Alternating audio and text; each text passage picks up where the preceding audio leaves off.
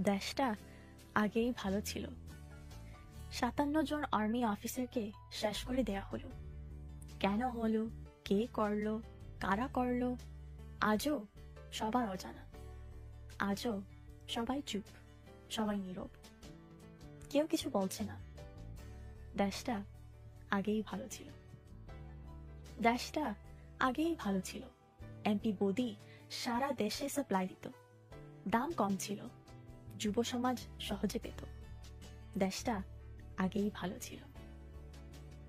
দেশটা আগেই ভালো ছিল। একরামুলের পরিবারকে ফোনে রেখে, শিশুদের ফোনে রেখে একরামুলের মাথায় বারবার গুলি করে মারা হয়েছিল। দেশটা আগেই ভালো ছিল। আগেই ভালো ছিল। দেশে কোনো আন্দোলন ছিল না, প্রতিবাদ ছিল না। শাপলা চত্বরে সব